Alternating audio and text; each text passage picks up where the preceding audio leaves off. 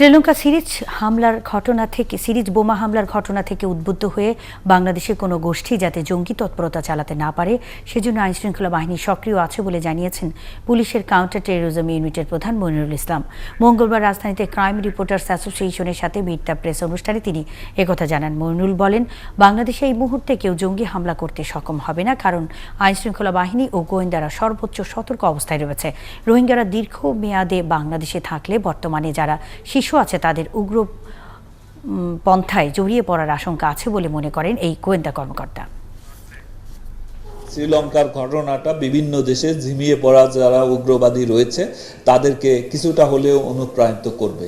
তো বাংলাদেশেও যাতে এই অনুপ্রাণিত হয়ে কোনো সহিংস কর্মকাণ্ড না ঘটাতে পারে সেই জন্য আমরা তৎপর রয়েছি। আমরা বাংলাদেশ পুলিশ, গোয়েন্দা সংস্থা সবাই তৎপর রয়েছে। সবাইকে সতর্ক থাকতে হবে। আমরা মনে করি না যে তাদের এই বড় ধরনের কোনো হামলার সক্ষমতা এখন আর আছে, সেটি নাই।